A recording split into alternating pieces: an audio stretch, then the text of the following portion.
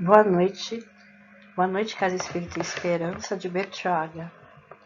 Hoje vou fazer um áudio palestra sobre o tema Libertando do Sofrimento, baseado no livro Plenitude, escrito por Divaldo Franco e o espírito de Joana de Ângeles. Considerando a problemática humana existente no próprio indivíduo, o desconhecimento de si mesmo e tendo em vista os urgentes fatores que desencadeiam o sofrimento, arrastando multidões à sandice, ao desalento, à alucinação, às fugas inglórias, pelo suicídio e pelos vícios, resolvemos aprofundar o estudo em torno dele, ora reunidos no presente livro Plenitude, interessado na solução desse terrível flagelo, responsável por incontáveis males, para uns e benção para outros, possibilitando ao último a ascensão e a glória. Analisamos alguns dos seus aspectos, conforme a visão budista e cristã, e propomos a solução espírita, em razão atualidade do postulado que constitui a revelação do Consolador, convidando o ser humano ao autodescobrimento, à vivência evangélica, ao comportamento lúcido advindo do estudo e da ação iluminativa na trilha da caridade fraternal. Confiamos que o nosso esforço irá contribuir para o esclarecimento, induzindo à aquisição da plenitude, em paz e saúde, inteiramente livres do sofrimento, construindo o amor como fonte viva de realização íntima e geral. Esperando haver alcançado o objetivo que nos propusemos, rogamos ao modelo e guia para a humanidade, que nos abençoe e que nos conduza. Salvador, 17 de outubro de 1990. Joana de Ângeles. Para poder entender esse caminho do libertando do sofrimento, primeiro nós temos que entender o quê? O que é o sofrimento? Sofrimento é o substantivo masculino, ação ou processo de sofrer, dor causada por ferimento ou doença. Sofrimento é qualquer experiência com emoção negativa, ele geralmente associado com a dor e infelicidade. O ser humano se empenha para vencer o sofrimento que se lhe apresenta como adversário. Como efeito, o sofrimento tem sido considerado vingança ou castigo divino, portanto, credor de amaldiçoar ou odiar algo ou alguém. Joana vai nos ajudar com o apego. Ela vai fazer-nos entender o que é o apego, sendo o apego uma identificação do eu com a realidade. O Espiritismo nos ajuda a compreender quem somos seres espirituais e que há um mundo da impermanência e o mundo da permanência. Vou explicar, tá? Então, permanência. O que significa permanência? Substantivo feminino, ato de permanecer. Estado, condição ou qualidade permanente. Constância, continuidade, firmeza. Posso dar como exemplo uma doença prolongada. Impermanência é um dos conceitos essenciais para a descrição do universo, segundo o budismo. Diz respeito constante à mutação de todas as coisas que compõem o universo. A matéria transitória. O problema é quando nos identificamos com uma realidade impermanente. O ser humano se identifica. Quando identificamos com alguma coisa e nos apegamos, ativamos o apego oposto. O que eu posso dar como exemplo? Se eu me apego à juventude, o oposto é o quê? O envelhecimento. Então eu vou sofrer com esse envelhecimento. Se eu me apego com a beleza, vou sofrer com a feiura. Se eu me apego aos bens materiais, vou sofrer com a falta dele. Então, o apego é uma má compreensão da realidade. É uma identificação com uma realidade que não pertence. Essa realidade é transitória.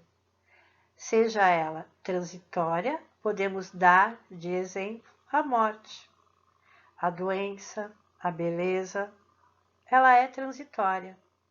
Podemos dar exemplo também àquela frase, a imperturbabilidade na impermanência. O que seria isso?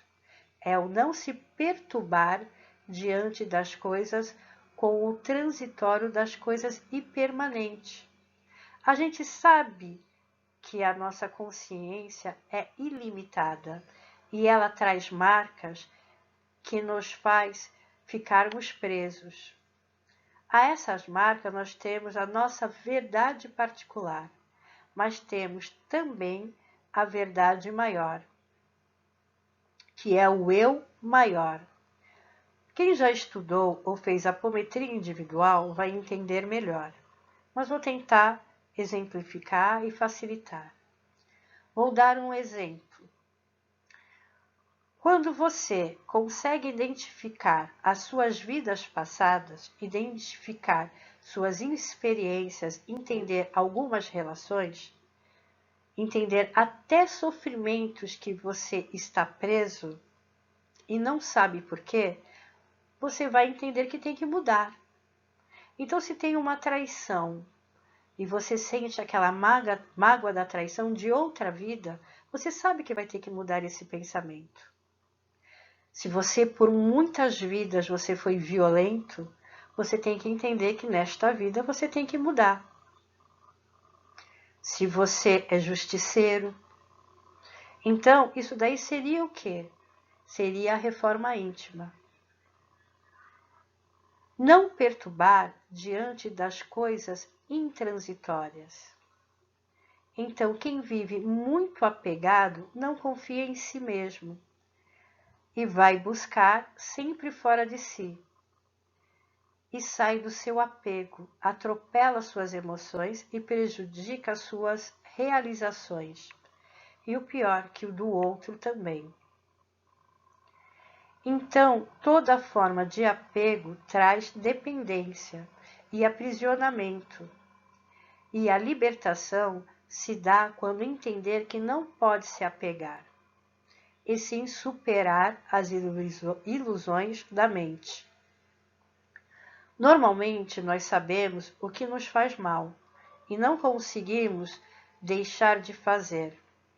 Então, sempre fazer a reforma íntima, por menor que ela seja.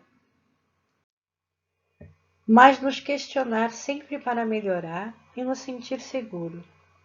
É importante que tenhamos uma compreensão não só racional, mas uma compreensão maior, uma compreensão de entender o nosso ego e se reconhecer como o eu maior, o divino.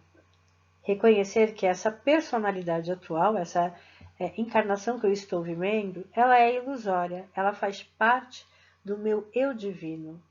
Essa minha encarnação parece tão forte, mas ela é somente transitória. Ela serve para eu aprender, ela serve para ajudar na minha evolução, como todas as outras reencarnações, como todas as outras personalidades. Elas são transitórias. Então, poder reconhecer que o nosso eu divino, ele é muito mais profundo, ele é a nossa essência. Entendendo isso, fica tudo muito mais fácil para entender e aceitar os sofrimentos com que nós temos que lidar e que esse sofrimento não nos prejudique na nossa evolução. Não vamos aprender com raiva, mágoas e dores. Entender é a verdadeira libertação. Joana de Ângeles vai nos propor, nesse livro, a nos olhar para dentro de si sem o julgamento das nossas falhas, buscando a compreensão. Primeiro tem que fazer uma análise de si mesmo, entender toda a sua energia, porque tem coisas que é tão fácil para nós e tem coisas que é tão difícil. O entender é um olhar para si, é um olhar para o seu próprio ego, sem julgamento, sem julgar as suas falhas. Joana de Ângeles, no livro Plenitude, vai fazer uma análise do conhecimento do budismo, vai falar sobre as 4 verdades de Buda. A realidade do sofrimento, a realidade da origem do sofrimento, a realidade da cessão do sofrimento e a realidade do caminho para a cessão do sofrimento. Com isso, ela explica os 8 caminhos para a libertação do sofrimento. O primeiro caminho é o caminho da percepção correta. Perceber corretamente, recolher as nossas projeções, perceber as coisas como elas são, mesmo que sejam difíceis. Mesmo que sejam difíceis de admitir, viver no presente e não no passado, e nem no futuro. O que passou, passou, e o futuro só dá ansiedade. Querer saber o que vai acontecer não vai adiantar nada, nem temos esse controle do futuro. Não ficar preso a julgamentos, fazer a prática da meditação, praticar prece, praticar amor, praticar caridade. Com a dor não vai nos levar a nada. A capacidade para a percepção correta, esse é o primeiro caminho. O segundo caminho, o caminho é sentir o correto, ter a sensibilidade com relação ao outro, entender o tempo do outro. Isso é um exercício. Então, se abrir para conhecer a sua própria natureza e a natureza do outro. Respeitar o tempo de cada um. Assim poderemos garantir que a relação de você com o outro, essa relação, seja o melhor possível. Terceiro caminho. O caminho é o pensar correto. A mente humana é de natureza de fugir. Então, esse caminho seria o exercício de educar a mente, tentar ser dono do seu interior, de nós mesmos, tomar cuidado sobre a forma de pensamento. Sabemos que a forma de pensamento, principalmente a repetitiva, ela é muito perigosa. Se você começa a ter tanta raiva de alguém, essa raiva pode virar um sentimento de ódio, um sentimento de sofrimento. Tendo controle das formas de pensamento, você podendo fazer um bom uso, elevando seu pensamento para o amor, para a compreensão, para a aceitação, ou mesmo levar esse pensamento do sofrimento para a mudança, muda esse pensamento. Esse pensamento que te traz raiva, na hora que ele te traz raiva, você pensa em outra coisa. Se você conseguir fazer isso, vai te ajudar muito. Vai ajudar a eliminar esse sofrimento. Quarto caminho é o caminho de agir corretamente. Agir com ética. Agir com compromisso dos valores morais. Esforço para mudar as más tendências que cada um tem. Agir e não reagir. Numa situação difícil, se calar para depois falar o correto. Educar a fala, ouvir mais. Cuidar que para a fala não se materializar o pensamento.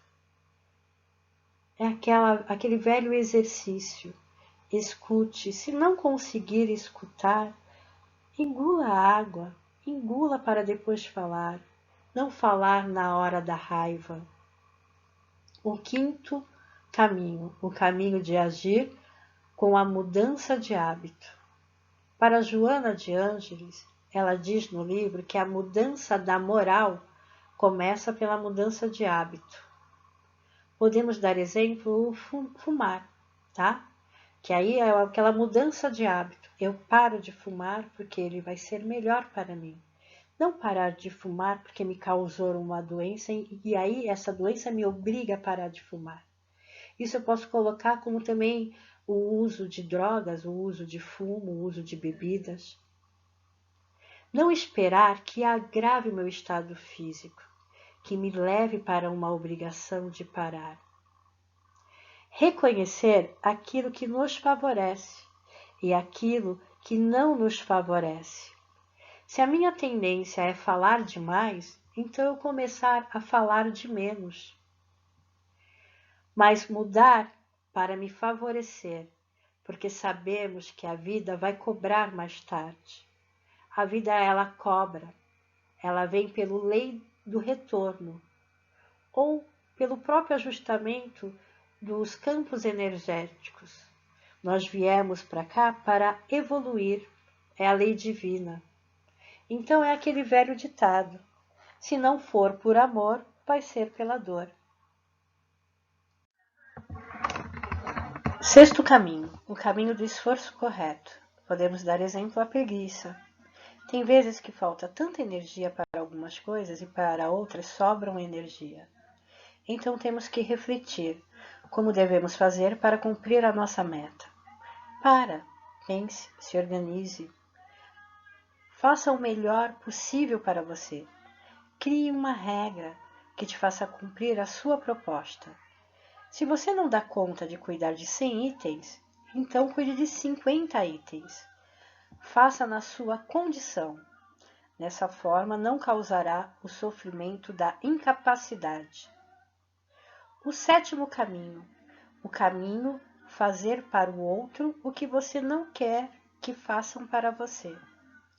Esse é a lei dos profetas. Então não faça nada, nada mesmo, a ninguém o que você não gostaria de receber do outro. Esse é um velho ensinamento. O oitavo caminho, o caminho da meditação retamente. Crer, falar, querer, viver, amar, doar, esforça e pensa com retidão. Adquire os valores indispensáveis para a sua salvação. Esse é o verdadeiro processo de autocura, a meditação dos bons sentimentos. Sempre com essa meditação do amor, da paz, da tranquilidade. Dê isso ao outro. Não se farão de imediato os resultados, mas eles ocorrerão no momento próprio, sendo o sofrimento, ele é uma necessidade para o espírito devedor. E com essa emoção, com essa meditação, o espírito devedor vai levar o que? Ele vai à busca do que? Da sua libertação. Então, agora depois dessa audiopalestra, só nos resta refletir com a sugestão desses caminhos, esses caminhos da superação do sofrimento, para tentar ter uma vida mais harmônica e encontrar a felicidade e o principal, a paz interior que nos procuramos. E que esses sofrimentos não nos levam a ficar parado, que nos levam a sofrer. Então, eu indico a leitura desse livro. Esse livro maravilhoso, uma leitura tranquila, que nos faz refletir no que nós somos e o que nós queremos para nós. Agradeço a todos vocês que estão ouvindo essa audiopalestra e que nós nos encontramos numa próxima. Obrigado a todos e boa noite.